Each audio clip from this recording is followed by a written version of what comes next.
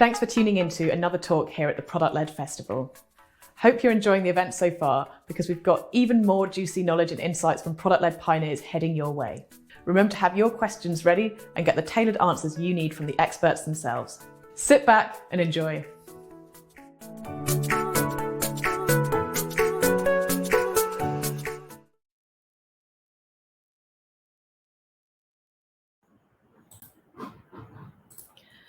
Hello everyone, and welcome back to day 3 of the Product Led Festival.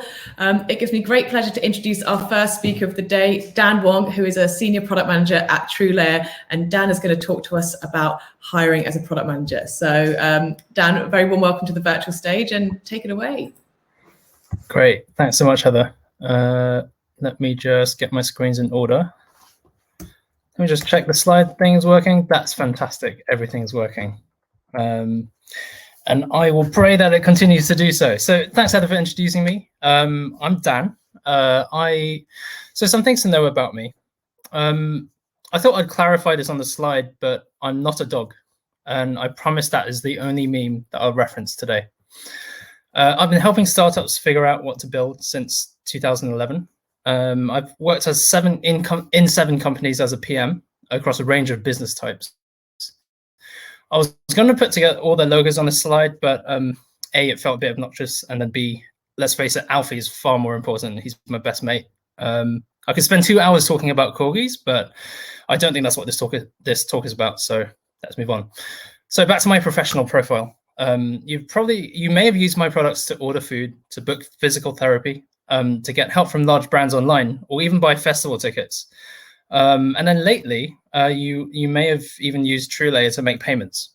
As I've said, I've covered a lot of ground so far. So why am I talking to you about getting a PM job and hiring one? Well, by no means have I seen it all, but I've been through the interview process for product roles with at least about 2 to 3x the amount of companies I've worked at. Make what you will of that conversion rate, but I'll talk more about that later. On the other side, I've been a hiring lead at my last 3 companies, and I've screened what feels like roughly 1 trillion CVs. There's been a lot of screening. So today I'll be sharing some personal anecdotes from both sides about product hiring that may or may not feel cathartic for both you and me. I'll be sharing some things I found useful along the way, and hopefully leave you with a few useful ways to think about your own career path, while instilling a bit of insight about what it's like to hire a PM if you've not been a hiring manager before. One thing I'll say up front before we begin is take what I say as advice if you want, but honestly, your mileage may vary. I think that applies to a lot of conference talks, but this very much so. This is not a killer guide for how to land your dream job or to how to find the perfect PM. And Heather, if everybody has suddenly dropped off the call after saying that, I apologize profusely. And if they have, let me know and we'll just grab a beer and we'll just chill. But presuming people are still here, let's crack on. So first, let me talk a bit about getting hired. Finding a job is all about product market fit, where you are the product and the prospective companies are the market. Product manager market fit. So just like there is a market and product life cycles, you go through various stages of your own career, needing specific things from your job to grow personally and professionally. On the other side, companies go through their own journey, needing different kinds of people to help them with specific problems. Getting hired is about seeing if the window of where you are in your development journey lines up with where a prospective company is in their own life cycle. So this is a typical product lifecycle visualization that may be familiar to you, as well as the next step of it, where instead of going into decline, companies try to iterate to, I don't know if my mouse cursor does anything, but I'm hovering over the maturity and innovation phases. But yeah, so companies, instead of going into decline, they try to innovate as the market is maturing to instill a new round of growth and maturity. Obviously, this is a massive simplification. And generally, this sweet spot of introducing a new innovation as you mature your current product is what businesses hope to do. I pretty much compare this exactly one-to-one to personal development. So let's call this the progression curve. So now, some time for honest talk. I've spent a lot of time in the maturity and innovation phase over the last few years myself. This can feel a bit like hitting a glass ceiling. I'm not trying to advocate for a toxic mindset of growing with no regard for maturing your craft. I think it's okay to be at any of these stages. Your value as a human being, but also as a product manager, is not defined by how fast you're progressing through job titles or moving between projects or becoming or necessarily becoming a true expert in one specific avenue. So at this point, I'd like to pose a few rhetorical questions at you, the audience. Where are you on your progression curve? What does the next round of growth look like for you? Is it changing jobs? Or is it refocusing what you're currently working on? Is it even product management? For the record, I don't think there's a right answer, nor do I think there's a right length of time to spend growing or maturing expertise. Personally, I've found and chased that evolution through changing jobs. But again, like I said at the beginning, your mileage may vary.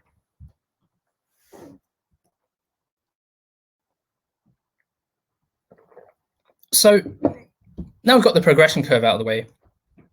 How do you as a product manager keep an eye on product manager market fit? Well, two ways. One, knowing your product by looking inward for where you are now and where you'd like to be next. So beyond doing some introspection, allow me to offer some tips on what else you could do.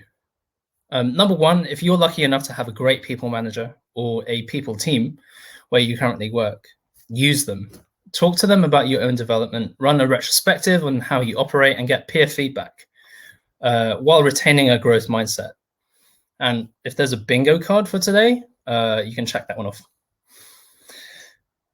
Another thing I'd recommend is, for me, something transformational was going through some career coaching. I'll happily recommend the coach that I worked with. My contact details are at the end of this talk.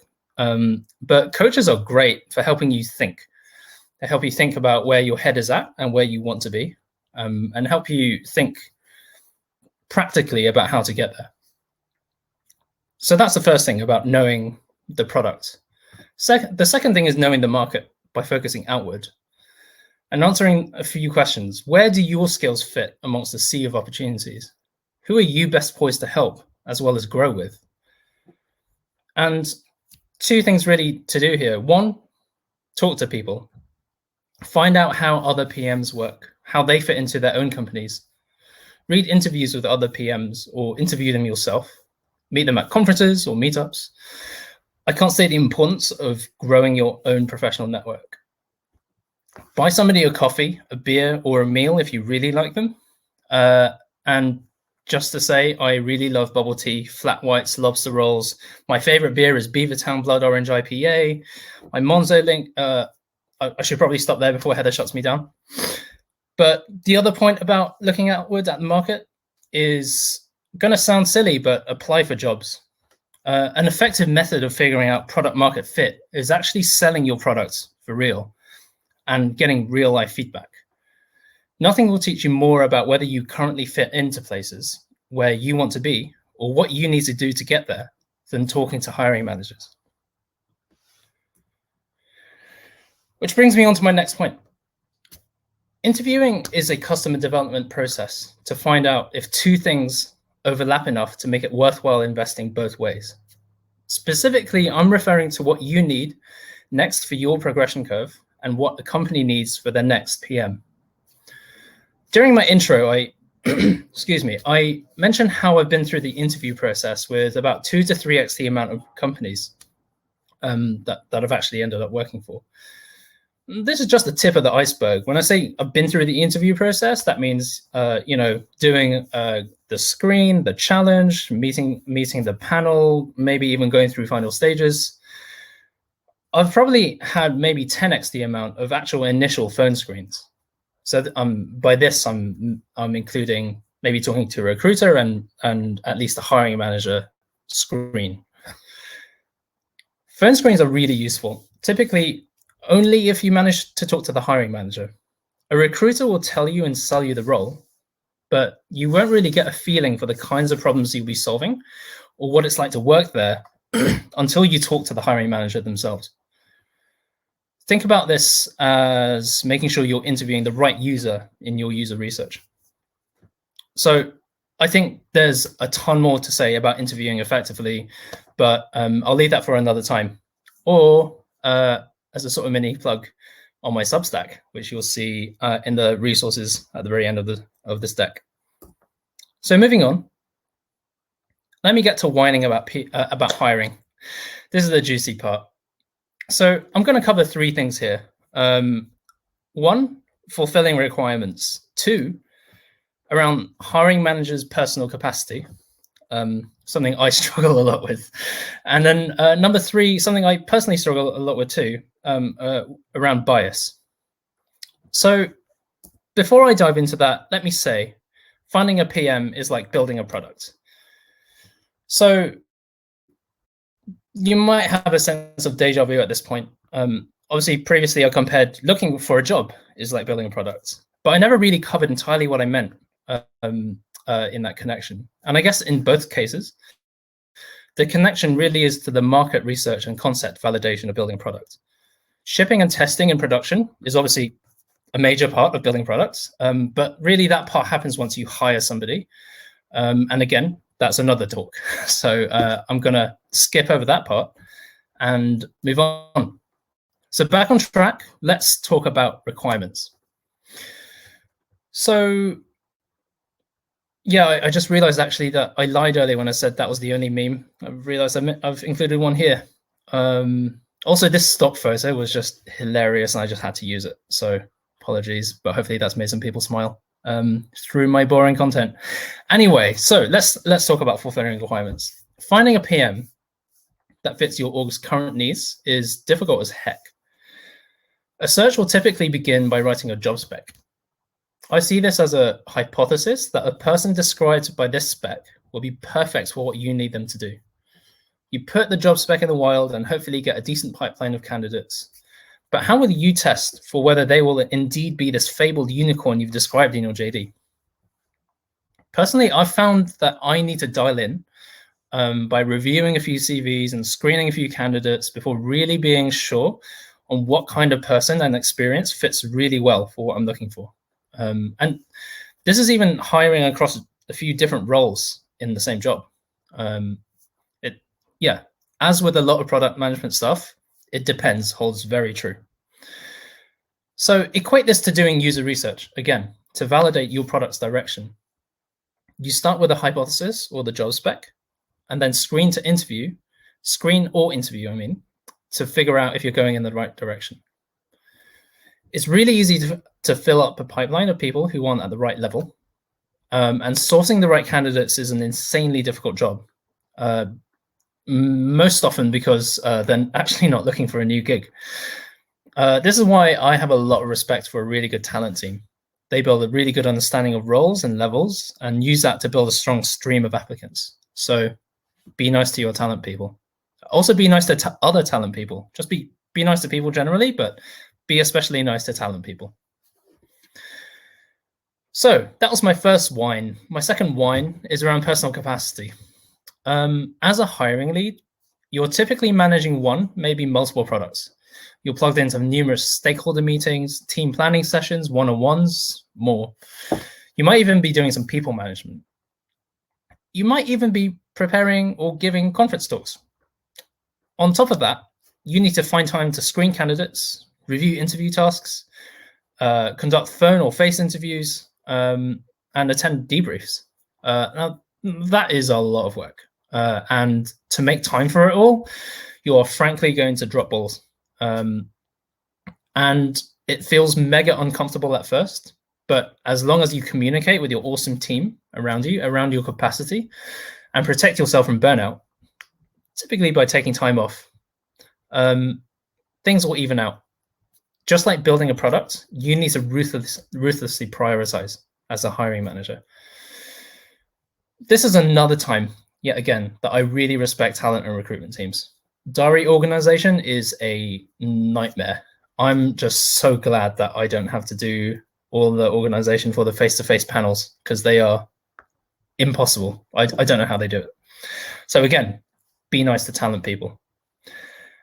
Also, one little side note for candidates at this stage is this is often why it takes a little while to organize interviews or sometimes get feedback across. I promise I'm not flexing my calendar, but PMs are typically busy folk.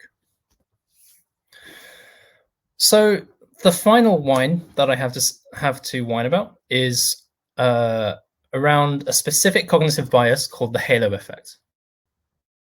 This is the dynamic where you're speaking to someone and you both find out that you share something. It might be, for example, that you're both nerds about cycling training programs, or you're from the same town and you connect. This effect is real and dangerous, particularly when it comes to building a workplace with racial, sexual, and cognitive diversity. At the same time, having a connection with someone makes it unmistakably easier to talk to them. So I don't think you need to completely eradicate the halo effect, because I think it's equally powerful as it is dangerous. Instead, just be mindful of how it may be impacting your conversations and judgment.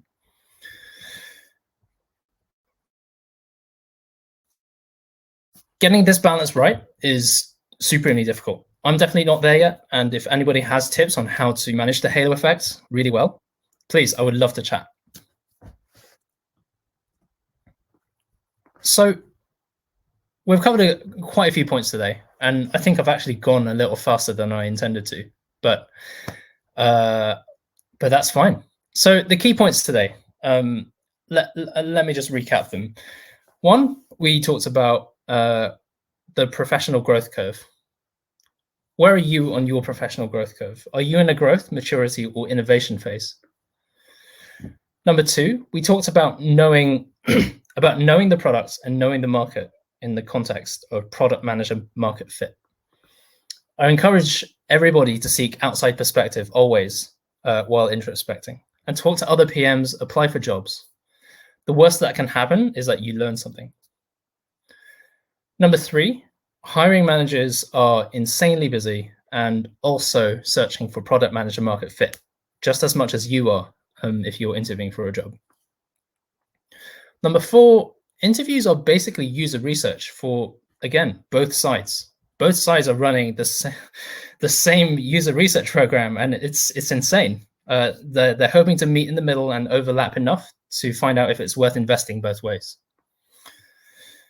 And the last point that I'll mention is that it's really difficult to hire the right person for a role.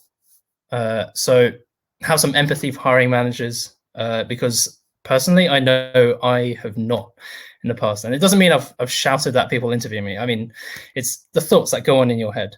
I've definitely been unkind to people if they've taken a while to get back. So in closing, if anything has struck a chord today, I would love to talk.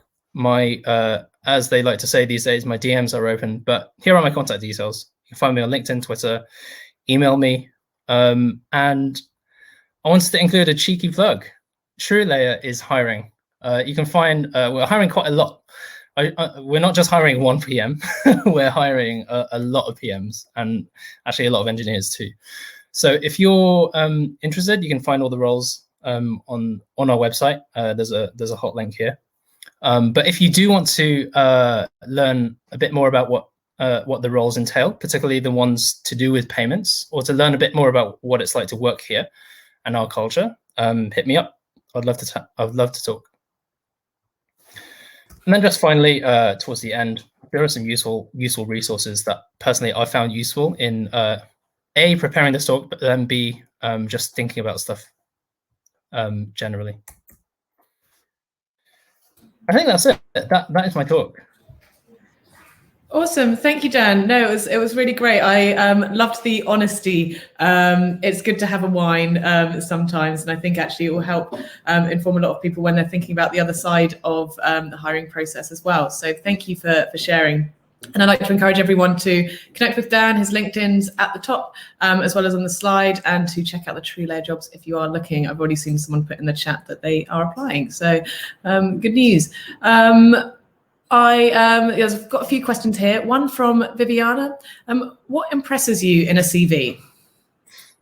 What impresses me in the CV?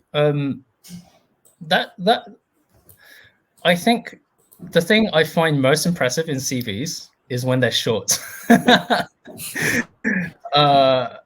Nothing is more daunting than getting like a 5-page CV and thinking, oh God, I've now got to trawl through it and figure out the most important bits to like truly give a fair to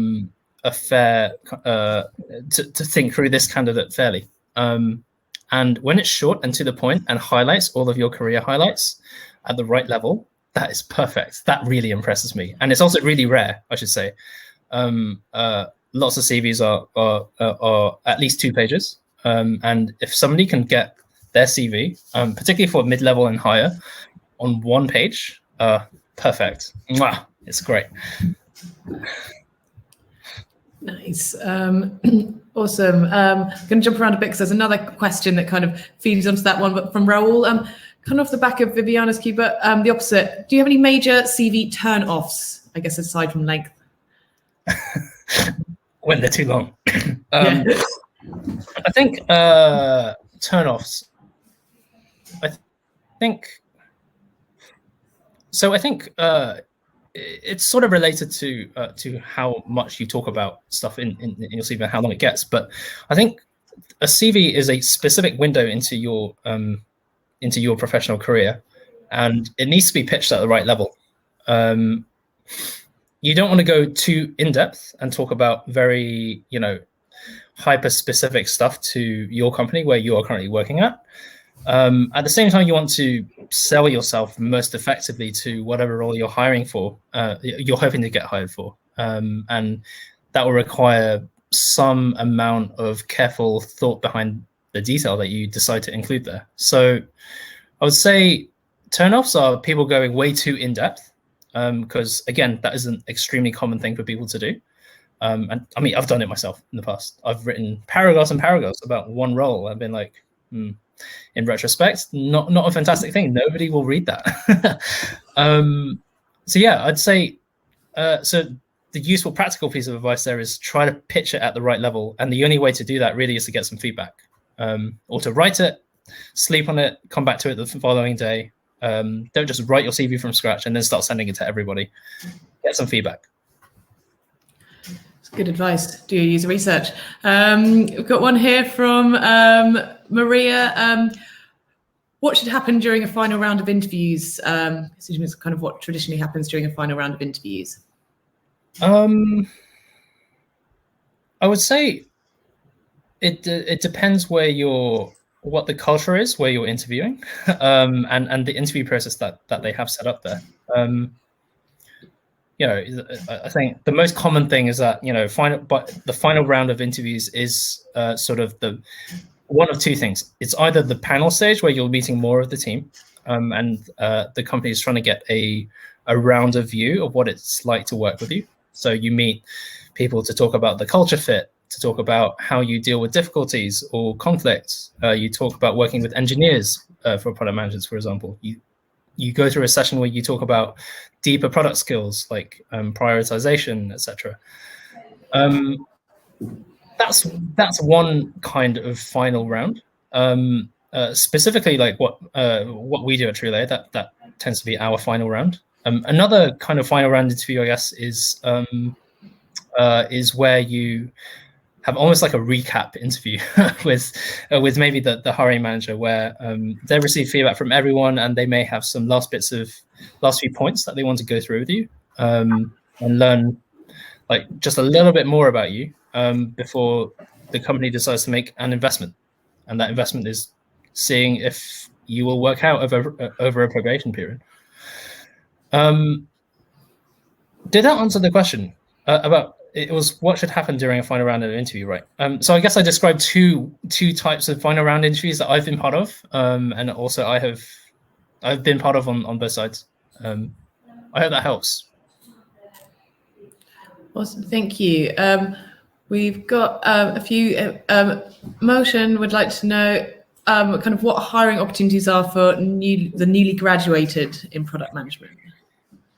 Newly graduated in. I think they mean kind of fresh grads, and what is, because there's the opportunities for fresh graduates to enter product management. Right. Yeah. It's difficult because it's difficult for a few reasons. One, there are no like direct degrees which map exactly to product management, so the career path there is not like super obvious. If you talk to any PM, their path is definitely not, I graduated in a role and then immediately started as a PM. That is like hyper rare. Unless they happen to be plugged into a startup or knew a friend who needed specific help doing something, who they then slotted seamlessly into. I would say typically after you graduate, you will start working somewhere doing something else, and then find that you naturally gravitate towards the multifunctional role of a PM, and somehow find your way there. Again, this I would say talk to learn about what other PMs what other paths other PMs have taken. Personally, I started as an account manager in my first startup straight after graduating, and that put me in a perfect position to be a PM because I was interested. I still am interested in everything. I love to get quite involved in the business and product design, but also being an account manager, I was the main person talking to our customers, so I was perfectly placed to feed back into our feedback loop, prioritize bugs, features, etc., and represent their voice in our decision making. So I naturally kind of transitioned over into product management. I would say if you freshly graduate these days, there are a few companies doing sort of like grad schemes and stuff where some of the tracks do gravitate towards product management. You know, M&S is one that springs to mind. Just Eat is another. So two companies I've sort of worked with in the past, where I'm aware of those specific paths. Nice. Mahesh has sent me one on the private chat. Mahesh wants to know, how can you tell if a product manager you've hired isn't working out? And he wants to know, how can you tell fast?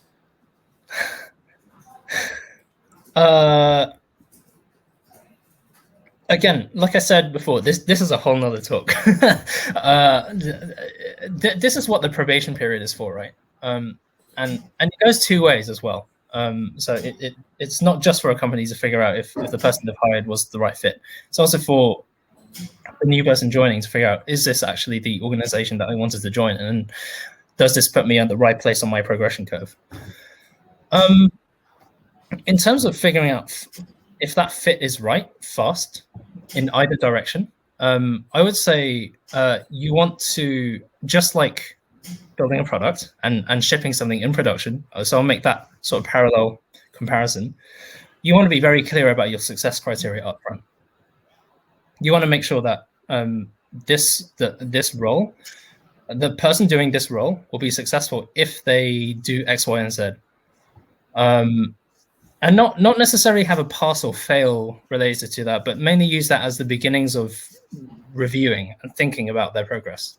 So that when you have your regular catch-ups with them during the probation, and then also the review at the end of probation, you can be, okay, this is what I expected this person in this role to do.